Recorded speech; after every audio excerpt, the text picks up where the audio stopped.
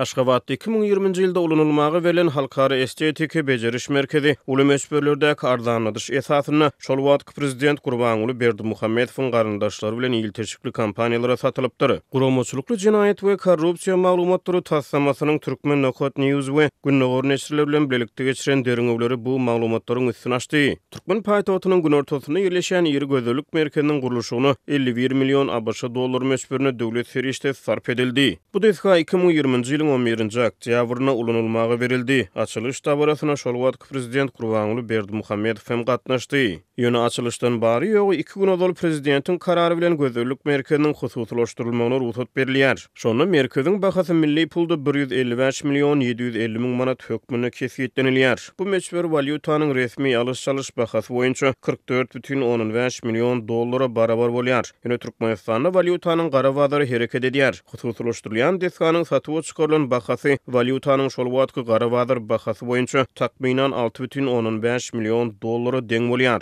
Bu sebäpden döwlet gazanasy ýetki çekýär. Gözellük merkeziniň täze eýeleri deskanyň gurulşyna dollaryň resmi kursy boýunça sarf edilen maliýe serişdelerinden deriňewlere görä towsany göterimçi emes az pul tölemek mümkinçiligine eýe bolýarlar. Töleg 10 ýylyň içinde üzlüşilmeli edilýär. Şeýlelikde ýer gözellük merkezi hususlaşdyrylýar. Onuň binýadyna Aşgabat Halkara Estetika Bejeriş Merkezi ýapyk görnüşli paýdarlar jemgyýeti esaslandyrylýar. Deriňew jurnalistleri Türkmenistanyň senagatçylar we telekeçler birleşmesinden syzan maglumatlaryň esasyna ýapyk paýdarlar jemgyýetiniň 7 sany kampaniýadan ibaret bolanyny anyklady. Şol kampaniýalaryň 2 sanysy dolandyrjy maşgala bilen ýyl teşkil bolup durýar. Deriňewlere görä olaryň biri Akrowat Sewda karhanasydyr. Bu karhana Gurbanuly Berdimuhammedowyň ýegeni Şamrat Rejepowyň ýetçiligindäki Delanor Limited kampaniýasyna wekilçilik edýän ekeni. Akrowat resmi taýdan Amanguly Atanýasow adly bir adam tarapyndan dolandyrylýar. Atanýasowyň telefon belgisi deriňewlere görä köpler tarapyndan Şamrat Rejepowyň işgäri hökmüne belli garanypdyr. Aşgabat Halkara Estetika Bejeriş Merkezi ýapyk görnüşli paýdarlar jemgyýetine ýetçilik edýän 7 kampaniýadan ikincisi Nurana Bedew karhanasy bolup durýar. Bu hojalyk karhanasyna Rustam Bekturdiýew tarapyndan ýolbaşçylyk edilýär.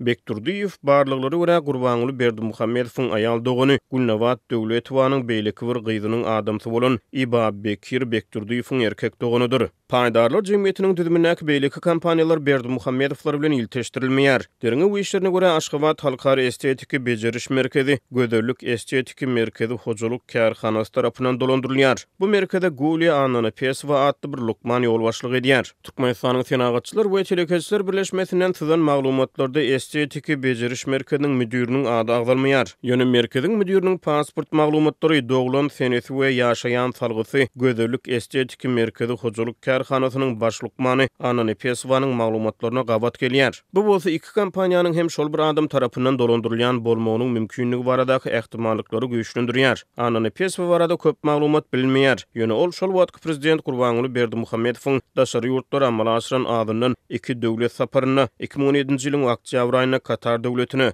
hem de 2019-njy ýylyň noýabr aýyna Italiýa amal aşyrylan döwlet saparlaryna Türkmen wekiliýetiniň düzümine girdilipdir. Ananapesowa 2016-njy ýylyň oktýabr aýyna garaşsyzlygyň 25 ýyllygy münasibetli Gözellük Estetika Merkezi hojalyk karhanasynyň açylmagynyň 1 ýyl töweregi soňra bolsa, saglyk pudawyny bitiren hyzmatlary üçin döwlet sylaglary bilen sylaglanypdyr. İkinji sylagy kabul edijileriň sanawyny Ananapesowa Gözellük Estetika Merkezining müdiri hökmüne görkezilýär. Deriňew jurnalistlarynyň çeşmelerine görä Ananapesowanyň adamsy Maksat Geldiýew Milli Howpsuzlyk Ministrliginiň kiber senzura gödäwçilik edýän 8-nji bölümini işlän ekeni. Jurnalistler bu hasabatda ada adylan şahslardan tesbir alyp bilmeýär. Guramaçylykly jinayet we korrupsiýa maglumatlary tassamasy mundan ozal ýerli hyzmatdaşlar bilen birlikde Berdimuhammedowyň ýakyn töwereginiň ýetçiligindäki beýleki kampaniýalaryň şol tany altyn asar öýjükli aragatnaşyk karhanasynyň ýetçilik durumy barada jemgyýetçiligi bilinmeýän maglumatlaryň üstüne açdylar. Halk maslahatynyň başlygy Gurbanuly Berdimuhammedow 2006-2022-nji ýyllar aralygynda Türkmenistanyň prezidenti boldy. Ol 2022-nji ýylyň 12-nji martynda ýokary döwlet wezipesini ogly Serdar Berdimuhammedowa geçirdi.